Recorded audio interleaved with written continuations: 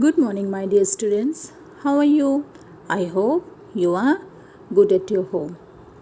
Now, in the last lecture, we have already taught the 10 figure of speech. Now, today we are going to learn some other figure of speech. So, the next one is tautology. Tautology. Tautology. In this figure of speech, words or ideas are repeated which do not add to the meaning to the line. Two or more words express the same idea, and it is the unnecessary words to express the same idea. In this figure of speech, the words and ideas which be repeated and added to the meaning of the line, and two or more words express the same idea. For example, the one solo survivor of the rink was an Indian. The words one and solo means the same thing. Now the remaining examples are there. The latest dream I ever dreamed, Wilson and Cherry, our progress is progressing. Now, next is antithesis. In this figure of speech, striking opposition or contrast of words or feelings or ideas is made to convey emphasis.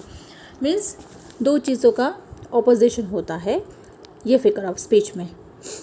For example, man proposes, God disposes. God made the country, man made the town. To err is human, to forgive divine. So these two words are totally different from each other. Now, the explanation. The idea of enslaving mighty people is expressed more effectively by using the word slender. Mighty and slender are contrasting words. In the same way, night and day. In the third example, darkness and sunshine. Now, the other one is oxymoron. Oxymoron means in this figure of speech, two contradictories predicted at once at the same person or thing. Active adjective or adverb is added to the word with quite contrary meaning, a special form of antithesis. For example, Heston's lorry, I accepted it as a kind cruelty of the surgeon's knife, and faith unfaithful kept him falsely truly. Study the examples taken from this. Explanation. Contradictory and parodized and forced nature and motion are used together for effective expression and made sweet moan. Now the next figure of speech is irony. In this figure of speech, the real meaning is exactly the opposite of what is intended to be expressed. For example, I must be taught my duty.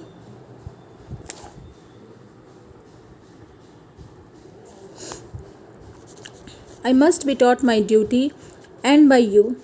A very fine friend you are, the forsake me in my trouble. I love the true.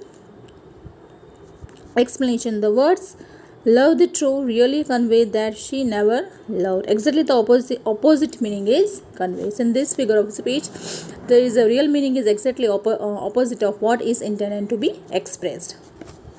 Now, next figure of speech is epigram. Epigram is already we have taught in the last lecture. It is a brief pointed statement, often introducing antithetical ideas. It exerts surprise and catches our attention. It is used or quite like a proverb. This figure of speech is mostly used in a like proverb. For example, fools rush in where angels fear to tread. Failures are the pillars of success. These are the figure of speech like a proverb.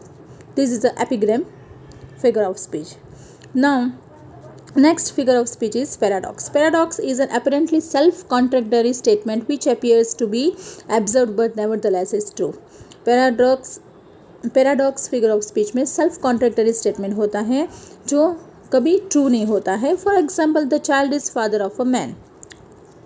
There is no one so poor as a wealthy miser. Apparently absurd ideas are reconciling to convey deeper meaning. Now, The next figure of speech is metonymy. Metonymy literally means a change of name. One thing is referred to by another thing closely associated. For example, container denotes the thing contained, feeling denotes the person or the author stands for his work. For example, the whole city went to greet the winner. We are reading Shakespeare's in the final year. Study the following examples from the textbook. And so it's like this way you have to find out the sum of figure of speech from your textbook. Now, next figure of speech is synecdoches. In this figure of speech, a part denotes the whole and a whole denotes a part. Synecdoches means understanding one thing by means of another. यानी ये figure of speech में understanding एक चीज़ understand करते हैं और दूसरे bye means of another दूसरे को लेकर एक चीज़ अंडरस्टैंड करते हैं. Now next figure of speech is climax. It is an arrangement of a series of ideas और names of things in order of increasing importance of or expression. For example, I came, I saw, I conquered. Here the diseases diabetes, blood pressure and heart attack are arranged in an ascending order for seriousness. तो यानी ये figure of speech में series of ideas names वो सब चीज़ की series होती है और इसका इंक्रीजिंग होता है इम्पोर्टेंस और इम्प्रेशंस में.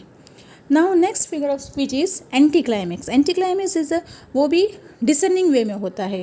क्लाइमेक्स असेंडिंग वे में इंक्रीजिंग होता है, ये डिसेंडिंग वे में इंक्रीजेस होता है. For example, I saw pale kings and princes too. In this example, the explanation is the words kings, princes and warriors are arranged in a descending order. Now, next figure of speech is hyperbole. In this figure of speech, a statement is made more emphatic by और statement. ज़्यादा statement मतलब ये figure of speech में ज़्यादा statement emphasize किए गए हैं and it is highly exaggerated statement mainly for effect but not intended to be taken literally or seriously. For example, the river begin to be filled up by her tears.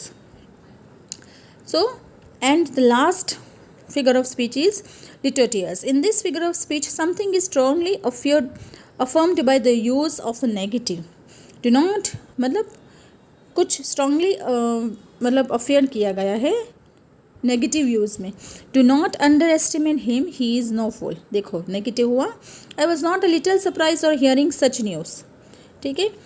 The explanation, the affirmative is conveyed through negative. Affirmative बोलना है लेकिन negative use करके बोलना है. And the meaning of the poet which is to convey is that the sitting caused when a friend forgetting is sharper and then the sitting of winter. So okay students, bye bye.